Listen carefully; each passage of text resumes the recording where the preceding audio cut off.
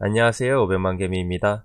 이 사람이 이번에 게임스탑 사태를 이끌었던 리더인 질 키스라는 사람인데, 게임스탑 사건에 대해서 여러분들 다들 소식은 들어보셨을 겁니다. 미국에서 공매도 세력이 과하게 공매도를 때린 기업이 있었는데, 우리는 공매도 세력들한테서 피해를 입은 세대들이고, 이 복수를 통해 공매도를 운영하는 일부의 헤지펀드 기업들한테 타격을 입혀서 공매도를 하지 못하게 만들자, 그렇게 반공매도 운동을 펼쳤죠.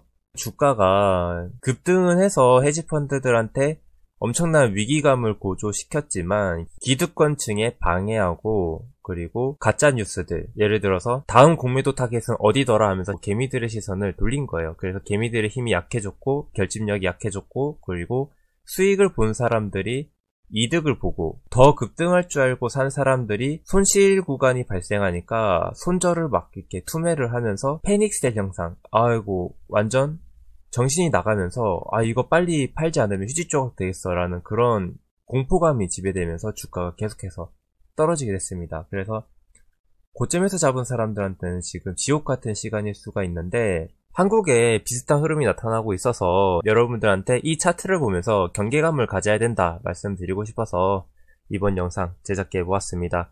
일단은 현재 찌라시로 우리나라 공매도 상위 기업들이 이것 있다 이렇게 소문이 나면서 그 기업들의 주가를 우리가 개미들이 올려서 기업들에게 공매도를 하지 못하게 공격을 해보자, 이런 식으로 반공매도 운동을 하자고 찌라시가 퍼지고 있는데, 그 찌라시를 푼 사람들이 있지 않습니까? 그 사람들이 이런 자리에서 들어가고 지금 뭐 이런 구간이나 이런 구간이 나타났다고 했을 때 뒤늦게 찌라시를 보고 잡는 사람들은 결국에는 손실이 날 수밖에 없는 구간이 발생할 수 있다. 공매도 세력들이 공매도를 하고 있는 기업들은 갑작스러운 주가 상승으로 밸류에이션이 시장의 예측치보다 더 높아서 일시적인 고평가 구간일 때 진정해라, 이평선까지는 조정해라, 또는 파동을 한번 그려서 저점을 한번 만들고 그 다음에 공매도를 우리가 상환할게, 거기서부터 이 기업이 탄탄한지 검사해보고 그 다음에 실적이 나오지 않겠습니까? 실적들이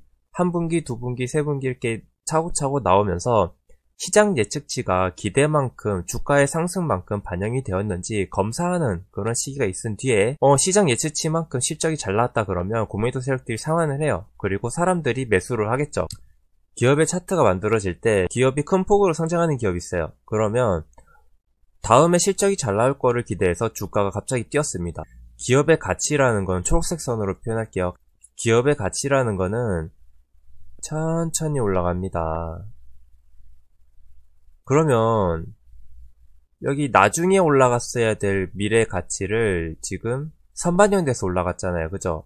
밸류에이션, PER이 높게 나오는 구간이 됩니다. 그러면 공매도는 물론 수익 실현하는 세력들이 매도를 하면서 주가가 이 회기선까지 떨어지거나 그 이하로 떨어졌다가 회기선으로 복귀하는, 이 기업의 가치를 회귀를 하는 이런 파동이 만들어지면서 주가는 움직이게 됩니다. 공매도 세력이라고 해서 무조건 주가를 떨어뜨리는 건 우리나라에서 잘 흔히 일어나지 않는 경우고, 그렇기 때문에 지금 현재 공매도가 많은 기업이라고 해서 기업의 가치보다 밸류에이션이 높게 주가가 형성되어 있기 때문에 내려오라고 공격을 하는 거지, 기업의 가치가 이렇게 이미 있는데도 불구하고 끝도 없이 주가를 내리는 경우는 우리나라에는 없습니다. 우리나라는 미국하고 다르게 이렇게 500% 하루아침에 올릴 수 있는 게 아니고 상한가 폭이 제한되어 있기 때문에 개미들이 힘을 합쳐서 공매도가 많은 종목 주가를 쭉 올린다고 해도 하루에 30%밖에 못 올리니까 공매도 세력들이 대응할 시간이 충분히 있고요. 그리고 공매도가 많은 기업들은 대체로 시가총액이 큰 기업들이기 때문에 주가를 급등시키기도 쉽지는 않습니다. 반공매도 감정을 갖는 건 좋아요. 왜냐면 내가 투자해서 빠르게 상승하면 좋은데 굳이 조정기를 주면은 나는 1년 만에 부자가 되고 싶은데 공매도 세력 때문에 2년, 3년 만에 부자가 되는 일이 발생하는 거죠. 그런 거는 아쉬우니까 공매도를 미워하는 거는 좋은데, 이런 고점 구간이 발생했을 때 공매도를 공격하겠다 그러면서 신규 매수로 들어가서 전쟁터의 총알바지가 되지 않으셨으면 좋겠다, 이런 말씀을 드리고 싶었습니다. 이번 게임스타 사태를 보고 나서 빅쇼트라는 영화를 한번 보세요. 그러면 느낌이 다릅니다. 어떻게 다르냐면 제가 빅쇼트라는 영화에 대해서 일부 제가 좋아하는 부분들을 보여드리면서 영화 소개를 한번 해드릴까 해요. 일단 주인공의 배경 한번 보시죠. I want to short the housing market. 주택시장에 숏을 하겠다라고 마이클 버리가 얘기를 했죠. 이 주택시장에 대해서 숏을 하겠다라는 게 무슨 뜻이냐면은 서브프라임이라고 이런 주택시장에 대출을 해주는 모기지론이 있었습니다. 그거에 대해서 공매도를 치겠다라고 말한 건데 자, 서브프라임은 똥이고 Our friend Michael Burry found out that these mortgage bonds that were supposedly 65% AAA were actually just mostly full of shit.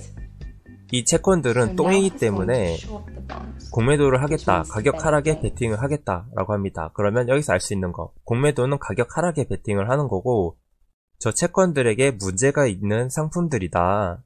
공매도가 이유 없이 들어가는 게 아니고 문제가 있기 때문에 들어간다라는 걸 보여주는 부분입니다. 근데 이 당시에는 모기지론에 대해서 공매도를 치는 상품이 없었어요. 그래서 마이클 버리가 그런 상품을 하나 만들어 달라고 증권사에 갔는데 증권사 직원이 뭐라 그래요? 대체 모기지론 안 갚는 사람이 어디 있어? 이거는 우리가 이긴다. 만들어주자. 그런 식으로 얘기를 하는 겁니다.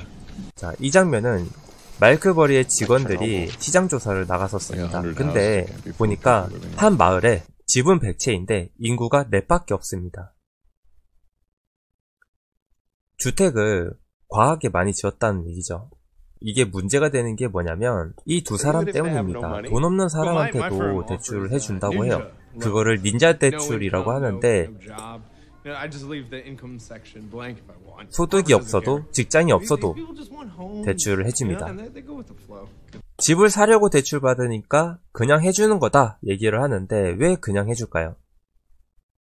이 서브프라임에서 모기지로는 집을 담보로 대출을 해주는 거기 때문에 대출 받은 사람이 갚을 능력이 없어서 파산을 하더라도 집이 담보가 되어 있지 않습니까? 그 담보를 받기만 하면 더 이상 돈을 갚아라 뭐 이런 식으로 하지 않는 그런 대출이었던 겁니다. 그리고 대출을 받아서 집을 산 사람도 막상 집을 사면 은행 이자보다 집값 상승률이 더 높기 때문에 은행 돈은 언제든지 집을 팔아서 갚고 집값 상승에 대한 차익은 본인이 갖는 그런 시장 구조가 통용되었던 거죠.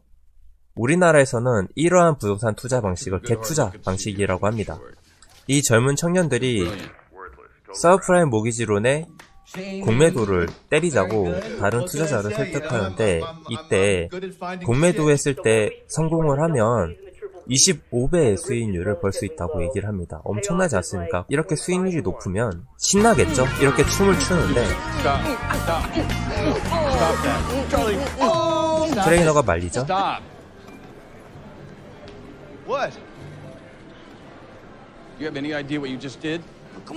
젊은 사람들은 돈을 많이 벌 수 있으니까 무조건 좋은데 이들이 맞아서 만약에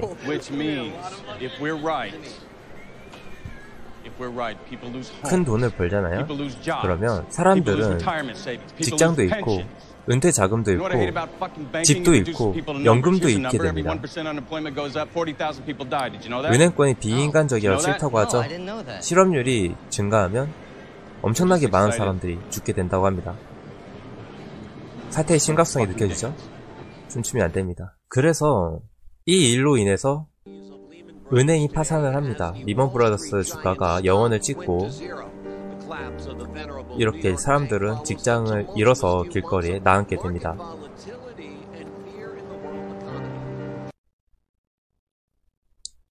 아까 그렇게 많은 빈집이 있었는데도 불구하고 이게 2008년도의 모습이라는 게 믿겨지십니까? 사람들이 천막에서 자게 됩니다. Mark, can we sell now?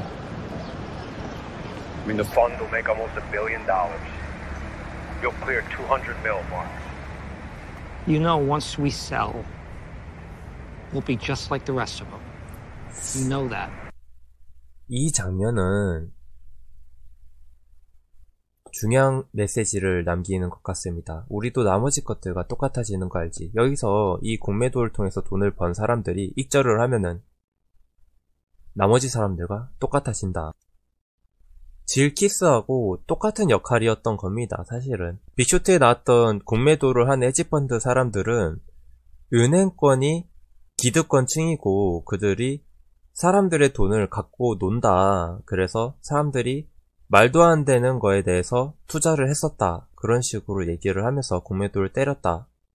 여기 있는 질키스는 공매도를 때릴 수 있는 헤지펀드들이 기득권층이고 그들이 2007년, 2008년도에 서프라임 모기지 사태를 통해서 많은 사람들에게 고통을 느끼게 했다.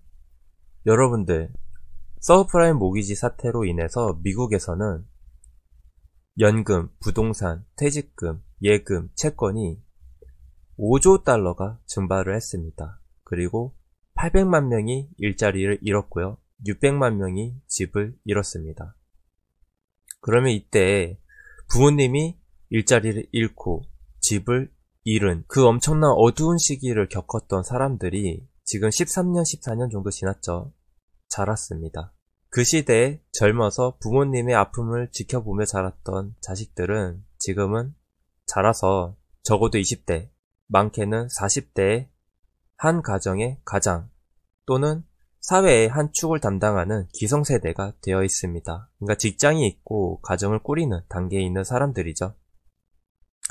게임스타 사태에서 이 기업의 주가를 우리가 올려서 공매도하는 사람들에게, 헤지펀드들에게 큰 손해를 입히자. 그들에게도 고통을 줘야 된다. 그들은 고통이 뭔지 알아야 된다. 이게 중요한 겁니다. 미국인들은 헤지펀드 운영하는 사람들한테 내가 어느 정도 손실을 입어도 헤지펀드 그들에게 고통을 줄 수만 있으면 감내할 수 있는 그런 상황이었던 겁니다. 일부 선동하는 사람들이 미리 공매도가 있는 기업들을 매집을 한 다음에 선동을 하고 그들이 수익을 얻으려고 하는 것 같아서 한번 이번 이슈에 대해서 꼬집으면서 이번 게임스타 사태를 지켜본 후에 빅쇼트를 보면은 이들이 어떤 울분을 가졌었고 그래서 이렇게 기형적인 시세가 나올 수 있었고 그러한 배경이 있었고 사연이 있는 종목이다. 그래서 흥행할 수 있었다라는 걸 깨달을 수 있고 그래서 더욱더 지금 시기에 빅쇼트를 이미 보셨더라도 한 번 더 보시는 걸 추천드리면서 이번 영상 마치겠습니다.